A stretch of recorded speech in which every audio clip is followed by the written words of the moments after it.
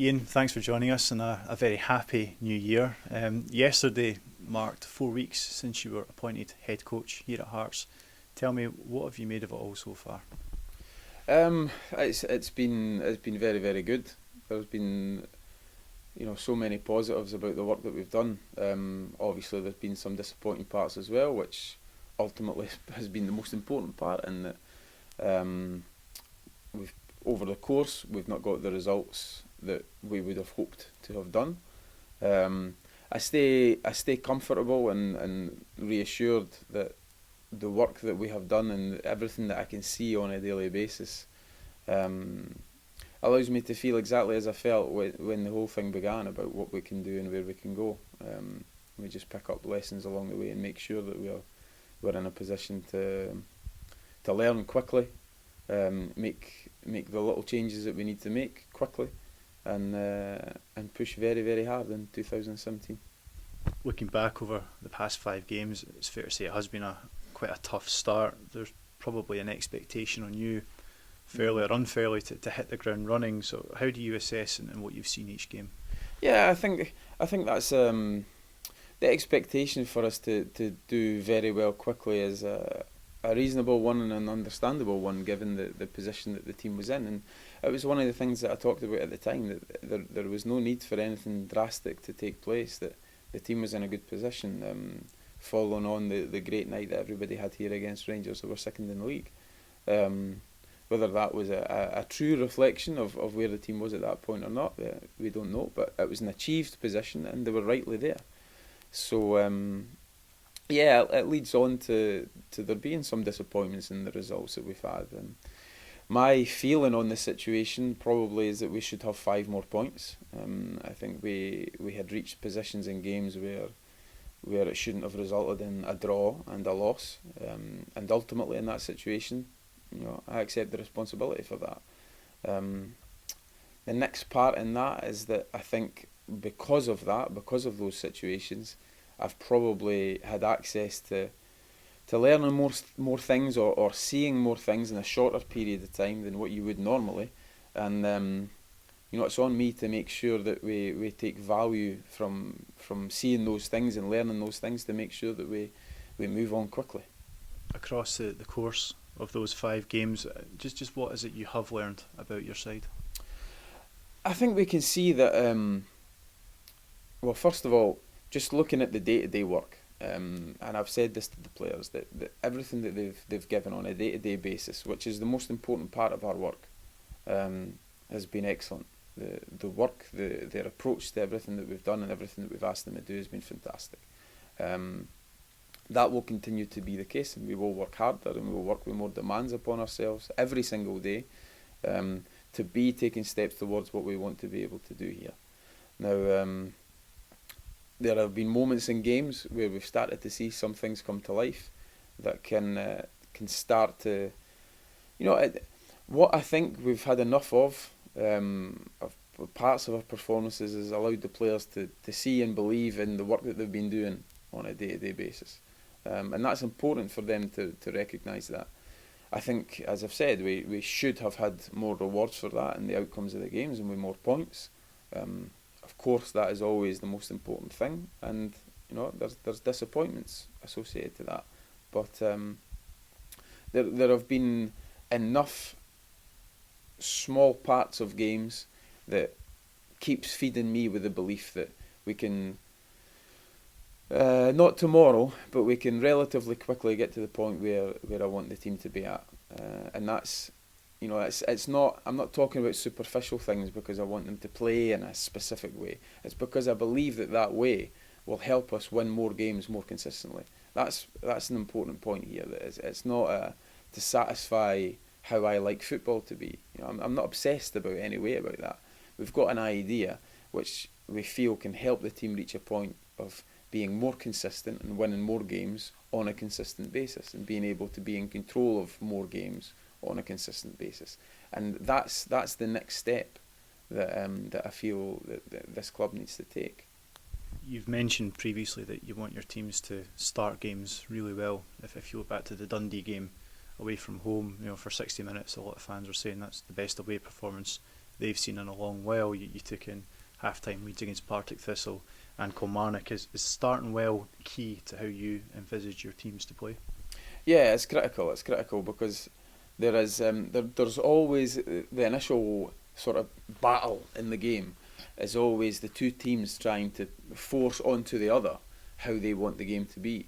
And I've commented on that a couple of times, and whether that's been clear or not, I don't know. But it's the start of the game where we want to play in a certain way. We want the game to be a certain way. The other team has its own idea, and you don't just get to do what you want. You've got to win that fight to be able to do it. And I think when we've been able to give evidence that we won that fight, and sometimes it's not necessarily a physical fight. It's about decision making. It's about the quality of the pass. It's about the support. It's about being in the right position. Sometimes it's those things as well as the fight, which is important. But it really is about everything that we're trying to do. And when we win that initial part of the game, we've looked in control, and we've looked like we've had the quality to be able to go and execute and dominate for long parts of the game, as you saw, particularly against Dundee. Maybe not so fluent against Kilmarnock, but we saw other bits come into the game against Kilmarnock. I think there were some really strong individual performances inside what we were trying to do, and that was very encouraging. But that's always going to be important for us, the way we start to make the game be the way we want it to be, and then to give us the best chance of being the team that, I want the team to be a team that takes responsibility to go and play the game. And the opening stages is always really important for that. Just looking at that Kilmarnock game, you said after it there were things you were pleased with, there were aspects that you felt could be worked upon. Just how big a challenge is it for you to help the guys make that improvement week after week after week? Yeah, it's my favourite bit of everything that we do, which is the actual work. I know there's been a lot of things over the past 4 weeks, and what keeps me myself is the focus on the work, and that's certainly the part that I enjoy most. So for that reason, it's a big challenge, but it's without doubt the one that I'm most prepared for. We find ourselves now at the start of the winter break. The players have been given a little bit of time off, and it's still very early days in the transfer window. I'd imagine that's a little bit of a frustrating situation for you, because you're someone who just wants to work and work and work. Yes and no. I do also recognise that the way things have been in the past maybe 18 months here, there's not been a massive opportunity for the guys to have a real rest.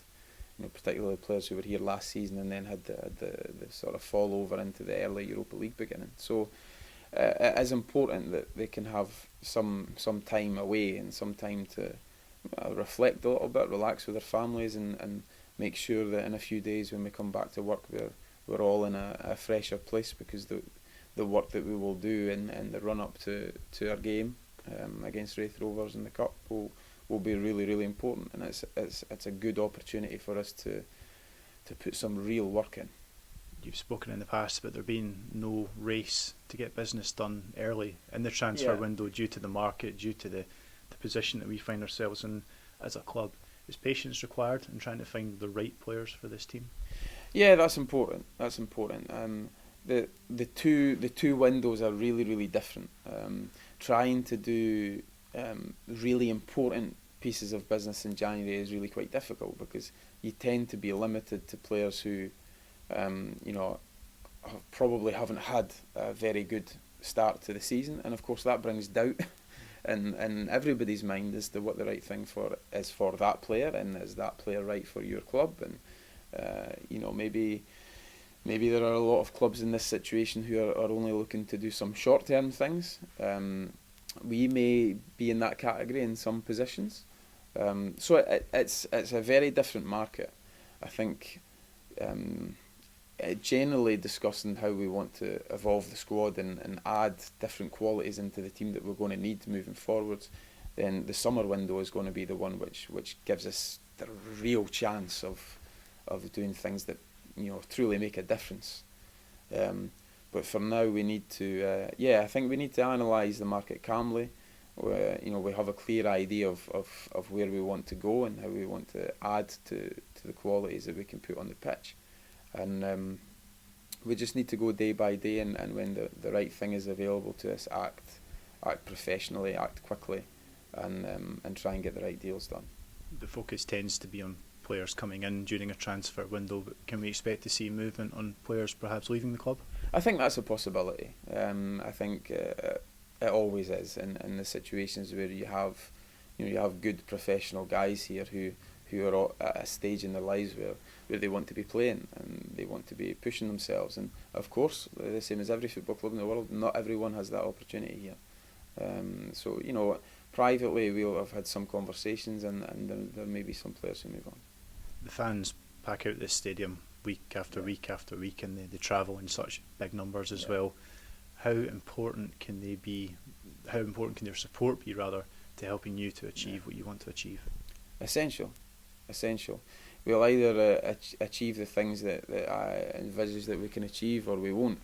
Now, I think one of the biggest determining facts is that if we're going to do it, we will do it together. That's one of the reasons why, and I've said this before and I'll say it again, and it'll maybe become more evident in the big nights here where people see things really come to life, that I'm here because this football club isn't, it's not a run-of-the-mill football club. There is a real connection here, and sometimes that means that this place is full of life and throwing everyone forwards, and sometimes it reminds us that we're not performing, and that's important as well. That's something which I'm very comfortable when I get, and I'm pleased that that's the case, because it's something that we all have to give ourselves the reminder that, hey, we've got a responsibility here. Not only do we have a responsibility to perform at the levels that this club is used to, but we have a responsibility that we're pushing on ourselves to be able to reach a point where we can maybe go a little bit further. And I've got no fear in making that comment and telling everybody that, hey, we want to go somewhere, and we really need you to want to come along for the ride. Ending on a festive note, then, it is the new year, and New Year's resolutions are part and parcel of the start of the year. Yeah. Any that you've made personally or in terms of the team going into 2017? Yeah, I always isn't it? And I think this is probably an opportunity to wish all the Hearts fans a happy new year, and to look forward to filling this place and being with us as we start to make more positive steps. I think my overall feeling just now is that I think it's important to look back, I think, on all the good work that's taken place here. It's 2.5 years ago now that when I think Anne, Craig and Robbie came in and done excellent work in difficult conditions, given that there were so many things that they needed to do. And the club has now returned to the place that it was before the difficulties, and I think, without doubt, in a healthier, stronger position to be able to move forwards. What I see as the next part is me taking forward the leadership of where we go next, and what I want to be able to achieve is to not necessarily just perform at the levels that we're historically used to. A variation of being third sometimes, maybe fourth or fifth across the majority of maybe the last 15 to 20 years, and that being what we were, with the occasional year where it maybe dropped off or hadn't been so well, and maybe a couple of cups every 25 years. That's what Hearts is used to being. My challenge for everybody here is that let's lift that up a little bit. Let's be able to reach a point where we can fight a little bit higher, play a little bit better, and become a team who just nudge ourselves a little bit higher. And sometimes when you try to do that, you try to do something different to be a better version of yourself, then you encounter more difficulties when you're trying to get through that. The only thing that's absolutely essential when you're trying to get through that initial bit is that you keep going. You can't stop in the middle of it. And I'm someone who won't stop in the middle of it. And when the difficulties come in that phase, then I'm happy to put my hands up and take the can, and I'll hold the can for everybody. but they'll keep following me and they'll keep coming with me because everybody knows where we want to go. That's great. Thanks again, Ian. Thank you. Cheers. Happy New Year.